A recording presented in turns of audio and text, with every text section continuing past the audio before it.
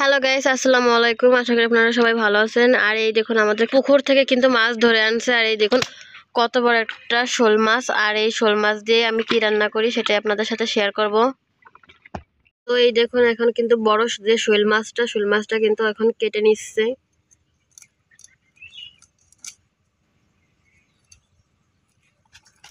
শোল মাছ কাটা ধোয়া হয়ে গেছে।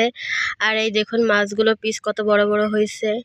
এই দেখুন পিসগুলো কিন্তু অনেক বড় বড় হয়েছে। আর এই দেখুন মাথাটাও কিন্তু অনেক বড়। কাঁচামরিচ খালি আমি কাঁচামরিচটা 1 মিনিট ভেজে দেবো। জিরার গুঁড়া আর দেবো পরিমাণ মতো হলুদ,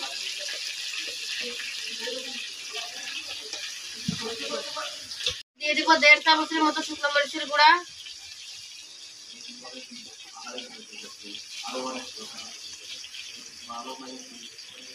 আর দেবো স্বাদ মতো লবণ। এবার এগুলো আমি কিছুক্ষণ ভেজে নেব। আমি কিছুক্ষণ মশলা ভেজে নিচ্ছি। এবার এর অল্প পরিমাণে পানি দিয়ে দেবো। আর আমি 3 মিনিটের মতো মশলাটাকে ভালো করে কষিয়ে নেব। ফিরে এলাম 3 মিনিট পরে। এই দেখুন আমাদের মশলার উপর দিয়ে কি পরিমাণে তেল ছাড়ছে দেখুন। আর আমি কিন্তু তেল বেশি দিলাম। আর এবার দিয়ে দেবো ধুয়ে রাখা শোল মাছগুলো। এবার আমি শোল মাছগুলো মশলার সাথে ভালো করে কিছুক্ষণ কষিয়ে নেব।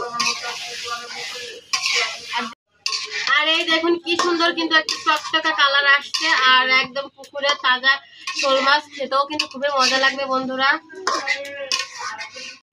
এই দেখুন আমি কিন্তু কিছুক্ষণ কষিয়ে নিচ্ছি। আর এই দেখুন আমাদের মাছ কষানো হয়ে গেছে। এবার আমি এর ভিতরে পরিমাণ মতো পানি দিয়ে দেবো।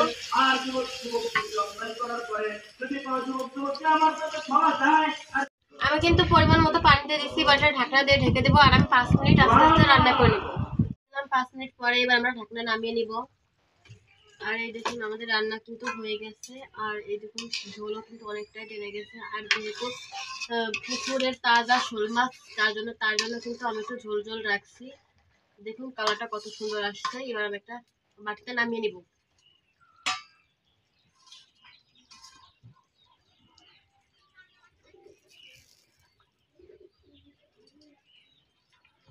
আমি একটা বাটিতে নামিয়ে নিছি। আর এই দেখুন বন্ধুরা কালারটা কত সুন্দর আসছে। আর এমনিতেও কিন্তু আমার শোল মাছটা অনেক পছন্দের। আর সেটা যদি হয় পুকুরের তাহলে কিন্তু আর কোনো কথাই নাই। আর এভাবে যদি শোল মাছের কষা করা হয় তাহলে কিন্তু 1 প্লেট ভাত 1 নিমেষেই খাওয়া হয়ে যাবে।